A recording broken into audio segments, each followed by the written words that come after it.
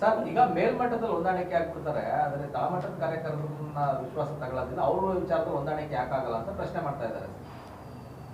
ನೋಡಿ,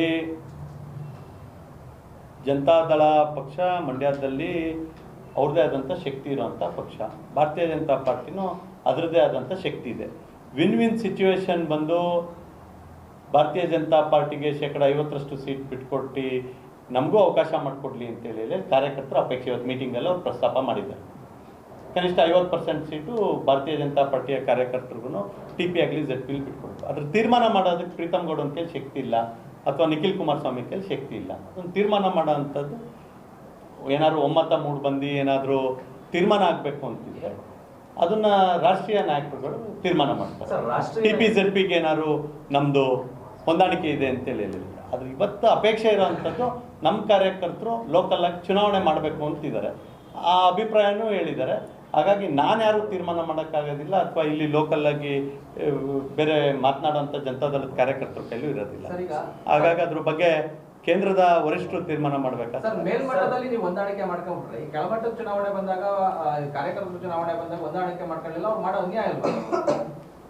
ನಾನು ಹೇಳ್ತಾ ಇದ್ದೀನಲ್ಲ, ವಿನ್ ವಿನ್ ಸಿಚುವೇಶನ್ ಇರಬೇಕು. ಈಗ ಕಾರ್ಯಕರ್ತರು ಹೇಳ್ತಾ ಇರೋಂಥದ್ದು ಸಭೆಯಲ್ಲಿ ಅಪೇಕ್ಷೆ ಪಡಿಸಿರೋದು MP ಗೆ ಒಬ್ಬರೇ ನಿಲ್ಲಕ್ಕೆ ಸಾಧ್ಯ. ಹಂಗಾಗಿ ನಾವು NDA ಚುನಾವಣೆ ನಡೆದಂಥ ಸಂದರ್ಭದಲ್ಲಿ ಅವ್ರಿಗೆ ಮತವನ್ನು ಹಾಕಿದ್ದೀವಿ. ಈಗ ನಾವು ಕಾರ್ಯಕರ್ತರು ದುಡಿದಿದ್ದೀವಿ, ನಮಗೆ 50% ಸೀಟ್ ಕೊಡಿ ಅಂತೇಳಿ ಹೇಳಿ ಕೇಳ್ತಾ ಇದ್ದಾರೆ. ಅವ್ರು ಕೇಳಿರೋದ್ರಲ್ಲಿ ಅರ್ಥ ಇದೆ ಅಂತೇಳಿ ಹೇಳಿ ನಾನು ವೈಯಕ್ತಿಕವಾಗಿ ಭಾವಿಸಿದ್ದೀನಿ. ಅದನ್ನು ನಮ್ಮ ರಾಜ್ಯ ಅಧ್ಯಕ್ಷರಿಗೆ, ನಮ್ಮ ರಾಜ್ಯದ ವಿರೋಧ ಪಕ್ಷದ ನಾಯಕರುಗಳಿಗೆ ಸೇರಿದಂತೆ ಕೋರ್ ಕಮಿಟಿ ಸದಸ್ಯರಿಗೆ ಹೇಳ್ತೀವಿ. ಯಾಕಂದರೆ MP ಬಿಟ್ಕೊಟ್ಟಿರೋದ್ರಿಂದ ಕಾರ್ಯಕರ್ತರಿಗೆ ಶಕ್ತಿ ತುಂಬುವಂಥ ಕೆಲಸ ಆಗಬೇಕು, ಕಾರ್ಯಕರ್ತರಿಗೆ ಅಧಿಕಾರ ಕೊಡಿಸೋವಂಥದ್ದು. ಡೆಲ್ಲಿಗೆ ಜನತಾದಳದ ಪಕ್ಷದವ್ರನ್ನ ಕಳಿಸಿದ್ದಾರೆ.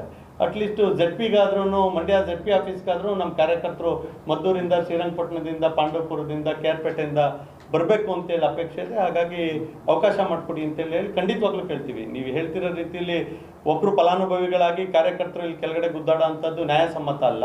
ನಮ್ಮ ಶಕ್ತಿಯನ್ನು ಬಳಸ್ಕೊಂಡು ಅವರು MP ಆಗಿ ಕೇಂದ್ರದಲ್ಲಿ ಮಂತ್ರಿ ಆಗಿದ್ದಾರೆ ಅನ್ನೋದು ಕಾರ್ಯಕರ್ತರ ಅಪೇಕ್ಷೆ ಇದೆ. ಅದೇ ರೀತಿ ಅವ್ರ ಶಕ್ತಿಯನ್ನು ನಮ್ಮ ಕಾರ್ಯಕರ್ತರು ಕೊಟ್ಟು ಅವ್ರನ್ನೂ 50% ZPಯನ್ನು ಕೊಡಲಿ ಅಂತೇಳಿ ಇವ್ರ ಅಪೇಕ್ಷೆ ಇದೆ. ಇದನ್ನು ತೀರ್ಮಾನ ಮಾಡೋಕ್ಕೆ ಮತ್ತೆ ಹೇಳ್ತಾ ಇದ್ದೀನಿ, ನನ್ನ ಕೈಲಿ ಅಧಿಕಾರ ಇಲ್ಲ, ಅದು ಕಾರ್ಯಕರ್ತರ ಅಪೇಕ್ಷೆ ಇದೆ. ಆ ಅಪೇಕ್ಷೆಯಲ್ಲಿ ಯಾವ ರೀತಿಯಾಗಿ ಮಾಡ್ತಾರೆ ಇಲ್ಲ ಅಂತ ಹೇಳಿದ್ರೆ ನಮ್ಮ ಶಕ್ತಿ ಅನುಸಾರವಾಗಿ ನಾವು ಚುನಾವಣೆ ಮಾಡಲಿಕ್ಕೆ ಸಿದ್ಧ ಇದ್ದೀವಿ. ಅಂತಾರಾಷ್ಟ್ರೀಯ ವಾಣಿಜ್ಯ ಮೇಳ 2026 ಫೆಬ್ರವರಿ 6, 7, 8ರಂದು ಬೆಂಗಳೂರಿನ ಅರಮನೆ ಮೈದಾನದ ತ್ರಿಪುರವಾಸಿನಿಯಲ್ಲಿ ಆಯೋಜಿಸುತ್ತಿದೆ.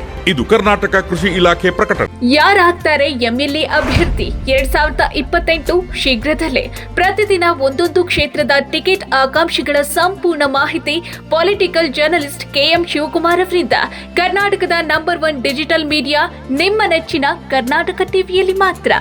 ನೀವು ಸಣ್ಣ ಆಗ್ಬೇಕಲ್ವಾ? ಅದು ಒಂದು ಉತ್ತಮ ಆಹಾರದಿಂದ ಸಣ್ಣ ಆಗ್ಬೇಕಲ್ವಾ? ಪ್ರತಿದಿನ ನಮ್ಮ ಜೀನಿ ಸ್ಲಿಮ್ ನ ಯೂಸ್ ಮಾಡಿ ಯಾವುದೇ ಸೈಡ್ ಎಫೆಕ್ಟ್ ಇಲ್ದಂಗೆ ನೀವು ಸಣ್ಣ ಆಗ್ತೀರಾ.